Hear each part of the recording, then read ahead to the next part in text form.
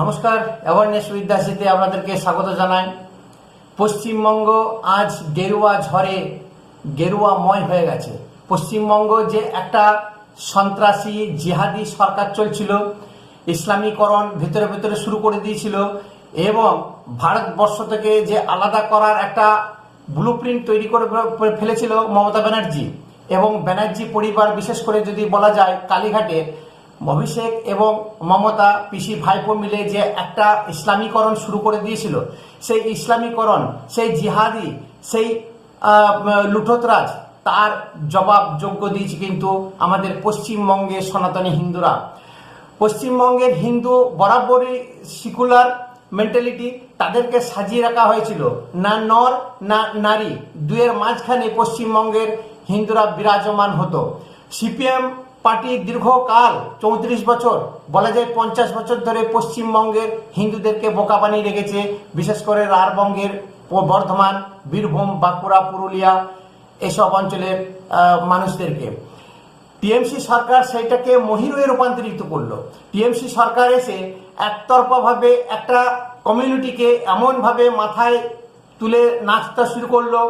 বিদেশি সংগঠন, ইসলামী সংগঠন, বাংলাদেশি যত আতঙ্কবাদী সংগঠন আছে, পাকিস্তানের সঙ্গে তাদের একটা বিশাল যে যোগসাজশ ছিল, তার মুহুর্মুহু কিন্তু বুঝতে পারি। এবং পশ্চিমবঙ্গ যে ভারত থেকে বেরিয়ে যাচ্ছে, পশ্চিমবঙ্গ যে একটা হিন্দুদের হোমল্যান্ড, বাঙালি হিন্দুদের হোমল্যান্ড, বাংলাদেশ থেকে বিতাড়িত যে সমস্ত হিন্দু পশ্চিমবঙ্গে আশ্রয় নিয়েছে, তারা পর্যন্ত আজ বিগত 50 বছর ধরে পশ্চিমবঙ্গের এগেনস্টে, ভারতের এগেনস্টে কাজ করেছে সিকিউলার পন্থী হয়ে, এবং তারা সিপিএম এবং কংগ্রেস বা টিএমসির হয়ে কাজ করেছে।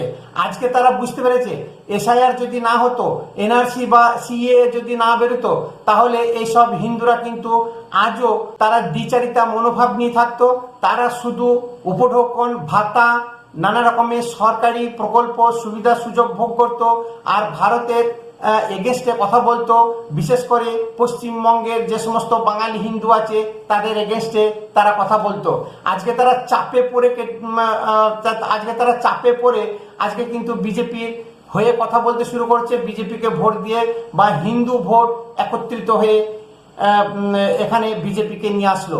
এই যে পশ্চিমবঙ্গে গেরুয়া ঝড় বা পশ্চিমবঙ্গ যে একটা হিন্দুত্বময় হয়ে গেল, এতে যত ডিপ স্টেটের মানুষজন আছে, যত বুদ্ধিজীবী বলে কলকাতার, যত বামপন্থী সিকুলার বা বামপন্থী বিশেষ করে মেন্টালিটি মানুষ আছে, তারা দীর্ঘদিন ধরে একটা হিন্দু জাতিকে দাবিয়ে রেখেছিল, হিন্দু বাঙালিদেরকে উত্থান করতে দেয়নি। এবং ওই হিন্দুর নাম নিয়ে বহু মুসলিম মানুষ তারা কিন্তু হিন্দুর এগেনস্টে কাজ করে গেছে। বিশেষ করে হিন্দুদের জমি জায়গা লুণ্ঠন, হিন্দুদেরকে মার কাট, গণহত্যা থেকে শুরু করে কি না করেছে সিপিএম আর কি না করেছে টিএমসি, বিশেষ করে মুসলমানকে মাথায় নিয়ে। মমতা ব্যানার্জি, অভিষেক ব্যানার্জি শেষ দিন পর্যন্ত, শেষ সভা পর্যন্ত পশ্চিমবঙ্গের হিন্দুদেরকে থ্রেট দিয়ে গেছে যে একটা কমিউনিটি যদি একবার রুখে দাঁড়ায়, হিন্দু সাফ হয়ে যাবে, 12টা থেকে 13টা বাজিয়ে ছেড়ে দেবে। এই যে তার ভাষা, বা দরজায় লিখে রেখে দেবে যে আমি বিজেপি করি না, তার মানে। এবং শুধু তাই নয়, ভোট পরবর্তী পরেও, ভোটে হয়ে যাওয়ার পরে, গণনার আগে, তখনও পর্যন্ত থ্রেট দিয়ে যাচ্ছে। অভিষেক ব্যানার্জি পর্যন্ত এমন থ্রেট দিচ্ছে, এত অহংকার শরীরে, এত মানে লাট সাহেব বা নিজেকে এমন হনুভাবে যে ভারতবর্ষকে চ্যালেঞ্জ করেছে। ফলতা ডায়মন্ড হারবার নাকি একটা মডেল, এর আগে ফলতা ডায়মন্ড হারবার মডেল ছিল না। 7 লাখ ভোটে যে কিভাবে জিতেছে আমরা কিন্তু সবাই জানি। সেই একই ফর্মুলাতে জাহাঙ্গীর কিন্তু ফলতাতে ভোট করাতে চেয়েছিল, কিন্তু জ্ঞানেশ কুমার নির্বাচন কমিশনার যে একদম দায়িত্বহীন ভাষায় শুরু থেকে বলে আসছে স্বচ্ছ এবং নিরবিচ্ছিন্ন ভোট করাবেন, উনি কিন্তু তাই করিয়েছেন। এবং আজকে গেরুয়াময় প্রধানমন্ত্রী নরেন্দ্র মোদী পর্যন্ত প্রত্যেকটি ভাষণে বলেছে যে আমার রাজনৈতিক জীবনের যে শেষ অভিজ্ঞতা থেকে বলছি, এখানে কিন্তু মা বোনেরা রুখে দাঁড়িয়েছে এবং মহিলাদের বিশেষ করে যে ভোটটা বহুলাংশে বিজেপি পেয়েছে, মমতার প্রতি যে মোহভঙ্গ হয়েছে, সেই ভোটে কিন্তু আজকে গেরুয়াময় হয়ে গেছে।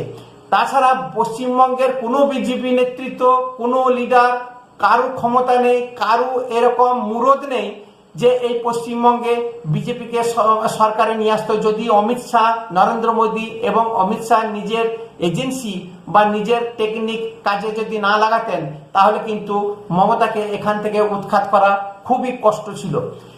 যত পচা গলা দুর্নীতি, গরু পাচার, রেশন পাচার, বিশেষ করে আরজিকর কাণ্ড, এরকম এত বড় একটা মামলা, সেই মামলার কোনো সমাধান হয়নি, যার জন্য অভয়ের মাকে ভোটে দাঁড়াতে হলো এবং উনি জয়লাভ করেছেন।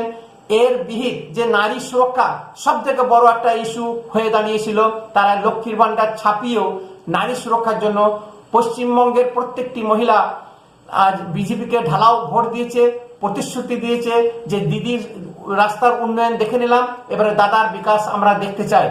নমস্কার, ভিডিও অবশ্যই শেয়ার করবেন, একটা লাইক করে সাবস্ক্রাইব করবেন।